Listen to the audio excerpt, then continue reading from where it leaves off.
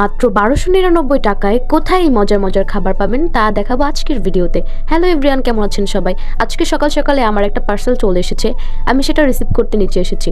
তো delivery man আমাকে যথারীতি ড্রেসটা খুলে দেখাচ্ছে যে আপু আপনার কোনো সমস্যা আছে কিনা দেখে নিন, কারণ বাসায় যাওয়ার পর যদি কোনো সমস্যার কথা বলেন তা গ্রহণযোগ্য হবে না। তাই আমি দেখি ড্রেসটা নিয়ে বাসায় চলে এসে রেডি হচ্ছি, কারণ আজকে আমরা বাইরে যাব সবাই মিলে। আমি ড্রেসটা দেখে সুন্দর করে পরে নিয়েছি। এই তো আমার আউটফিটটা, আজান দিচ্ছিল তাই মাথায় ঘোমটা দেওয়া। এখানে আমার বড় আপু রেডি হচ্ছে। আজকে আমরা যাব রেস্টুরেন্টে খেতে, কারণ প্রিয় একজন মানুষ নতুন যাত্রায় পা দিচ্ছে। আমাদের ছোট দেবর এখন তার স্বপ্ন ছুতে বিদেশ যাচ্ছে, তাকেই একটু আনন্দ দিতে আমরা সবাই মিলে চলে যাচ্ছিলাম রেস্টুরেন্টে কিছু সুন্দর মুহূর্ত উপভোগ করার জন্য। এই তো আমরা বাসা থেকে বের হয়ে লিফটে উঠে নিচে নেমে গিয়েছি।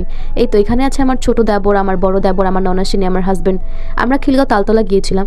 এখানে এত ভিড় ছিল কারণ আজকে অফ ডে ছিল, ফ্রাইডে, এই জন্য এখানে রেস্টুরেন্টের অভাব ছিল না। আমরা গিয়েছিলাম পাস্তা ক্লাবে, কারণ ওখানে সবসময় ডিসকাউন্ট থাকে। আজকে আমরা অফারেই চলে গিয়েছিলাম পাস্তা ক্লাবে। লিফট চলে এসেছে, আমরা উপরে চলে যাচ্ছি। আর আমার একটু সমস্যা হচ্ছে কথা বলতে, কারণ আমার একটু ঠান্ডা লেগেছে, যার কারণে কথাটা একটু মোটা আসছে। Don't worry. এই তো আমরা এসে বসে পড়েছি। আমরা নিজেদের মধ্যে একটু গল্প করতেছিলাম আর হাসাহাসি করতেছিলাম যে তুমি তো আর আমাদের সাথে থাকতে পারবে না, কিছুদিন পরে চলে যাবে।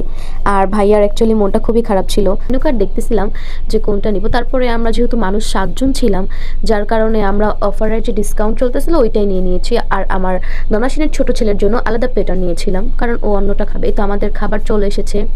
এখানে ছিল স্যুপ আর অন্থন।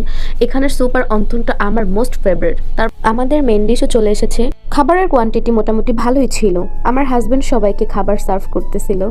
আমাদের মেনুতে ছিল fried rice, chicken curry, Chinese vegetable আর হচ্ছে ক্যাশনাট সালাদ। আমার হাজব্যান্ড নিজ হাতে সবাইকে সার্ভ করতেছিল। আমরা এখানে খাবার দাওয়ার প্রসেস শুরু করে দিয়েছি। মূলত আমার দেবরকে একটু আনন্দ দিতে আমরা সবাই মিলে একসাথে বসেছিলাম এই টেবিলে। খাওয়া, গল্প সব মিলিয়ে ছোট একটা মুহূর্ত, কিন্তু মনে থাকবে অনেক বড় হয়ে। আবার সবে কবে একসাথে হব জানি না। যাই হোক, খাওয়া দাওয়া শেষ করে আমরা সবাই একটু পিকচার তুলে তারপর নিচে চলে গিয়েছিলাম। এই ছোট ছোট জিনিসগুলো আমাদের মনে স্মৃতি হয়ে থাকবে। আজ এখানেই শেষ। আল্লাহ হাফেজ।